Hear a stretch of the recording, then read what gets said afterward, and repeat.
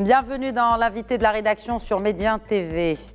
Le monde célèbre la journée de l'enfance ou des droits de l'enfant. Elle nous rappelle cette journée l'adoption par l'Assemblée générale des Nations unies de la Déclaration des droits de l'enfant. C'était le 20 novembre 1959 et 30 ans plus tard de la Convention relative aux droits de l'enfant. En tout, 54 droits de l'enfant ont été définis et ratifiés. Le droit à la vie, à la santé, à l'éducation, ainsi que le droit à une vie de famille ou encore celui d'être protégé de la violence et de la discrimination. Mais de par le monde, beaucoup de ces droits sont bafoués. Alors, des enfants laissent entendre leur voix avec une touche artistique. Ces jeunes plaident et défendent ici, à Rabat, leurs droits devant une audience de décideurs et aussi de représentants d'institutions nationales et internationales. Derrière cette initiative, l'UNICEF, dont je reçois aujourd'hui la représentante Maroc, Speciose Hakizimana. Bonsoir.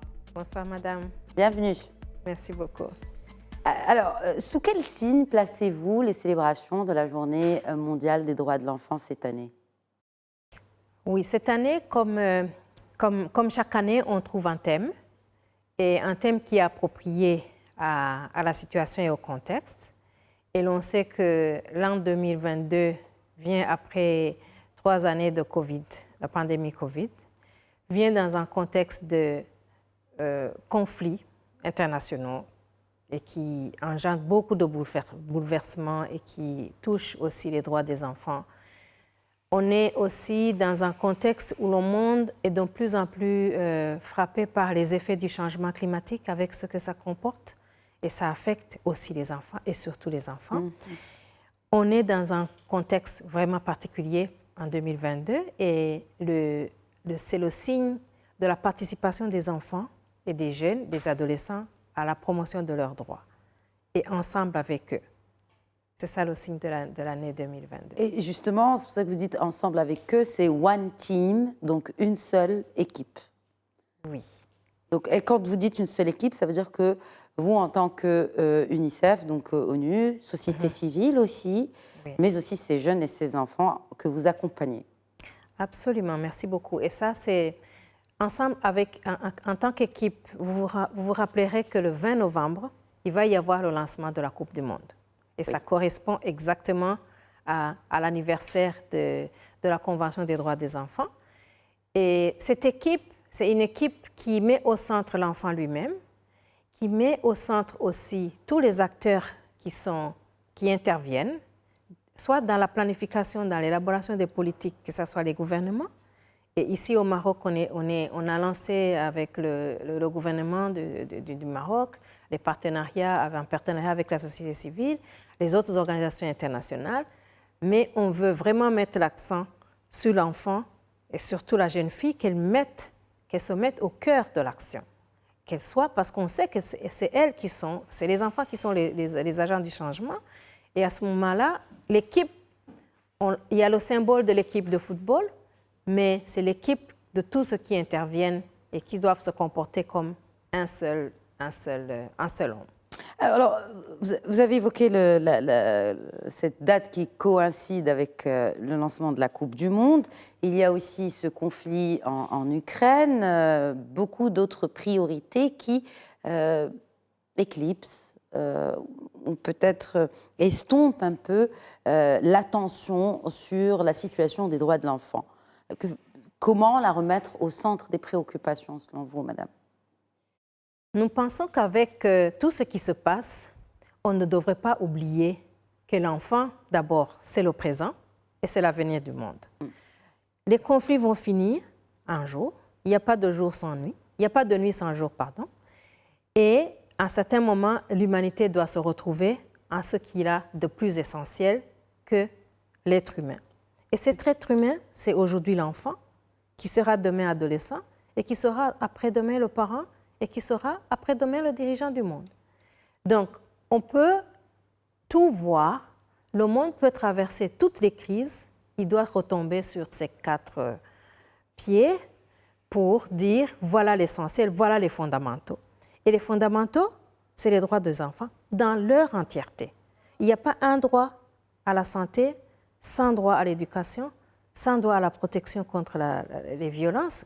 Il n'y a pas un droit pour un enfant qui est victime des abus. Donc, pour nous, UNICEF et nos partenaires et nous accompagnons le gouvernement du Maroc dans ça, c'est de dire le capital humain, il met le centre sur la petite, qui commence dès la petite enfance jusqu'à l'âge adulte. Donc, on se dit, on va aller, on va tourner, les crises vont venir, ils vont passer, mais l'essentiel restera nous, les humains.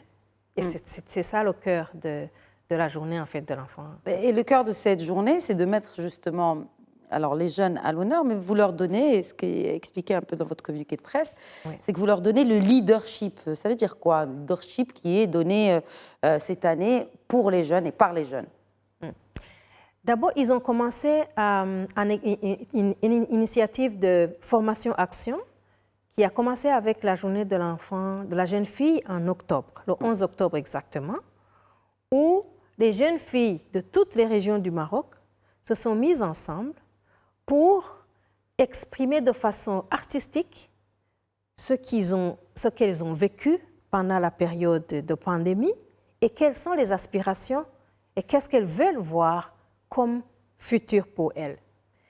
Et ce leadership, c'est de les écouter, écouter ce qu'elles ont à dire parce qu'elles ont des choses qu'elles ont vécues, elles ont des choses qu'elles vivent et l'exprimer de façon, avec leurs mots et leurs moyens pour dire voilà ce que nous voulons. Et nous, on puise de leurs idées pour dire voilà la direction que nous devons prendre. Et c'est ça, en fait, que nous comprenons comme leadership. Quelles sont justement les idées qui ressortent, juste pour qu'on ait peut-être pour nous rapprocher davantage de ce processus de donner la parole aux jeunes et de donner la parole aux jeunes dans la mise en place de stratégies pour ces jeunes et pour ces enfants? Merci beaucoup pour cette question, elle est très importante. Parmi les jeunes filles qui ont été impliquées dans le processus depuis le mois d'octobre, il y en a qui nous ont dit, par exemple, je me rappelle peut-être que le nom va m'échapper, elle a dit, et dans un poème pour dire, notre santé mentale, elle est aussi importante que notre santé physique. Donc il faut qu'on s'occupe de notre santé mentale. Il faut que vous, les adultes, vous occupiez de nous, vous mettiez en place des systèmes et des structures pour que nous puissions jouir de ce droit. Parce qu'elles ont des pressions, que ce soit des pressions des pairs, que ce soit des pressions de l'environnement, qui les rendent fragiles et qui les empêchent d'explorer et d'exprimer leur potentiel. Ça, c'est un exemple que je me rappelle de ce que nous avons eu comme réflexion. C'est bien aussi, c'est bien de faire un bilan d'étape toute l'année, 365 jours par an, mais voilà, force est de constater que ce soit pour la journée des droits de la femme, on parle de ce qui a été fait pour la femme. Alors, pour la journée des droits de l'enfant, qu'est-ce qui a été fait pour l'enfant aujourd'hui au Maroc? Qu'est-ce qui reste à faire? Il y a beaucoup de choses qui se sont faites. Il y a beaucoup de progrès qui se font. Si je vous ramène au moment de la Convention de ces droits des enfants, à partir de là-bas, on a eu des progrès immenses en matière de réduction de la mortalité de l'enfant, de la réduction de la mortalité de la mère, en matière d'accès à l'éducation. On a des taux les plus élevés dans la région pour l'accès à l'éducation primaire. On a des progrès très significatifs pour l'accès à l'éducation préscolaire et qui prépare en fait l'enfant à l'apprentissage. On a beaucoup de politiques, on a élaboré beaucoup de lois et de politiques de protection de l'enfance qui ont commencé à se mettre en branle sur le terrain. Il y a beaucoup, on en parle, même cette soirée, j'étais à Marrakech où on parlait des déterminants de la santé, des risques de la santé. Des risques liés à la santé. Et où on sait que le Maroc a beaucoup investi, par exemple, pour assurer une protection sociale, pour qu'on ait une couverture universelle pour la santé. Il y a beaucoup de progrès. Bien sûr, comme toute œuvre humaine n'est jamais parfaite, il y a des défis qui restent, il y a d'autres défis qui naissent, mais il y a, par exemple, et c'est ça le fondement aussi de ce que nous sommes en train de faire au Maroc avec les autres agences du système des Nations Unies pour accompagner le nouveau modèle de développement. Et là, je vais peut-être y arriver plus tard pour énumérer les grandes priorités de notre programme pour soutenir justement ces progrès de du Maroc qui puissent relever les défis qui sont importants, comme on le sait. Alors, l'UNICEF s'est engagé avec le Maroc, dans son nouveau chemin de développement. Est-ce qu'il y a des points communs entre le diagnostic qui a été fait par cette commission spéciale sur le nouveau modèle de développement et le diagnostic qui a été fait par l'UNICEF? Vous avez retrouvé des points communs, certainement parce que vous travaillez beaucoup sur le terrain. Ouais. Et c'était un peu aussi l'approche qui a été adoptée pour élaborer ce nouveau modèle de développement. Oui. Est-ce que vous avez été parmi déjà les instances consultatives qui ont été consultées par cette commission? Mes prédécesseurs étaient là. Oui. Et ça a été vraiment un processus très inclusif, très participatif, où nous avons pu donner notre contribution à ce qui concerne les droits de l'enfant. De la même façon, lorsque nous avons élaboré notre programme qui va commencer le 1er janvier 2023, on avait une participation très large et du gouvernement, parce que c'est eux qui sont les... Quand vous dites le gouvernement, c'est quel département? Beaucoup de départements. Je commencerai par la santé, l'éducation, la solidarité, la justice. Beaucoup. Je ne veux pas les citer ici. C'est assez transversal. C'est transversal comme l'enfance, elle est transversale. Et la jeunesse, j'allais oublier parce qu'on a un grand focus sur la jeunesse. Donc c'est pour dire, on s'aligne. On veut avoir, maintenant que nous avons la chance, parce qu'il y a des pays où vous travaillez, où le gouvernement n'a pas mis sur papier sa vision. Ici, la vision du Maroc, elle est claire dans le nouveau modèle de développement. Et nous nous alignons sur ce nouveau modèle de développement où le point central est le développement humain, du capital humain. Exact. Et c'est ça que je me rappelle qui est vraiment l'essence même. C'est point focal, absolument. Oui. Et donc, on va dans la même direction et ça ne saurait pas être autrement par ailleurs. Alors, justement, parce que là, il s'agit de près de la moitié de la population, si on prend les derniers chiffres. De l'ONU, du HCP, de l'ONU. Quand on parle des 10-24 ans au Maroc, c'est près de la moitié de la population. Et donc, comment faire de ce défi une opportunité pour l'avenir? Quels sont aujourd'hui peut-être des éléments à mettre en place d'abord en urgence, à court terme, afin de vraiment donner une opportunité et faire de cette jeunesse de la société marocaine une réelle opportunité et pas un challenge à l'avenir?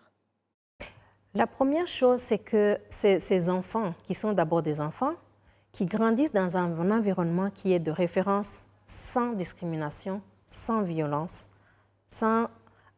qui met l'accent sur l'intérêt le plus élevé de l'enfant.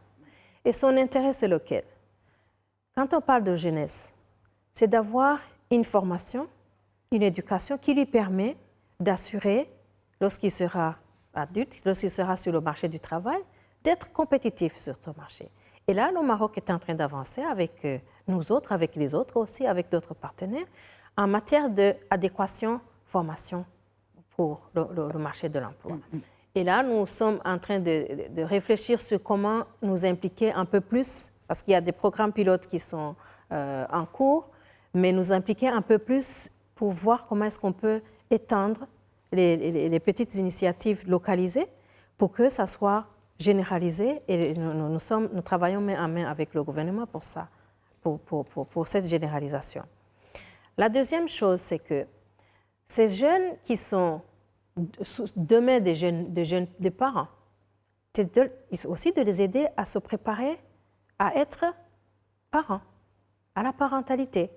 Parce que eux, demain, s'ils sont bien préparés pour porter et accueillir leurs enfants, l'environnement dans lequel les enfants de demain vont grandir, il sera beaucoup plus favorable et plus ouvert à l'épanouissement. Parce qu'on sait que le développement mental commence juste avant même la naissance. Et donc, il faut que le parent en devenir soit préparé pour ça. Et nous y travaillons avec d'autres partenaires aussi, que ce soit la société civile, que ce soit le gouvernement. Donc, comment faire en sorte que ces jeunes soient une opportunité? C'est tout ça. C'est leur donner accès aux services, accès à la formation, accès à la protection et aussi une éducation qui les éduque à la bonne citoyenneté. Concrètement, comment l'UNICEF apporte son grain de sel, on va dire, dans ces progrès? Vous savez que l'UNICEF, c'est une organisation qui est présente dans plus de 190 pays. Il y a des expériences des autres pays qui nous ont montré que, par exemple, si les jeunes sont dans un environnement qui leur permet de ne pas abandonner l'école, ou s'ils sont incapables de continuer, qui peuvent apprendre un métier, on accompagne, par exemple, avec certaines organisations, d'offrir cette école de deuxième chance à ces enfants qui sortiraient de l'école. Et ça, c'est un point qui est assez important dans notre programme maintenant. On parle de combien d'enfants? On parle de 160 000 enfants qui quittent l'école par an, par exemple. Et que vous, pour cette école de la deuxième chance, combien sont récupérés par l'UNICEF? On a combien? Je pense qu'on a 200 000, 300 000. Excusez-moi, je n'ai pas le chiffre. Très bien.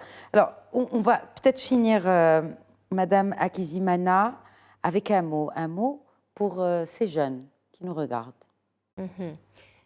Pour ces jeunes qui nous regardent, et les autres aussi, les parents, les autres intervenants, nous avons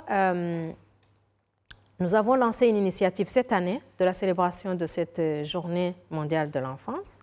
C'est une initiative où les enfants vont take over, c'est-à-dire qu'ils occupent la place du dirigeant, se sentir comment le dirigeant se sent pour stimuler cet esprit de leadership en devenir et qu'ils travaillent pour y accéder. Et ça, c'est la première chose qui est dans le cadre de la célébration. L'autre chose qui est dans le cadre de la célébration, c'est que tous les partenaires qui nous regardent, il y en a beaucoup qui se sont déjà engagés à ouvrir leurs institutions à cette jeunesse pour qu'ils expérimentent le leadership, qu'ils soient aussi de la partie. La dernière sur laquelle je finirai ce mot, c'est de dire, la jeunesse, ayez confiance en vous. Vous avez beaucoup de choses à donner et on est prêt à vous supporter avec tous les partenaires qui sont avec nous. Et nous sommes prêts aussi de vous accueillir, pas seulement pour la célébration du 20 novembre de la Journée internationale mondiale de l'enfance, mais aussi sur beaucoup d'actions qui sont menées. Merci beaucoup, Speciose Hakizimana, représentante UNICEF Maroc. Merci d'avoir répondu à nos questions. Je vous en prie. Merci beaucoup. Très bonne suite des programmes sur notre antenne.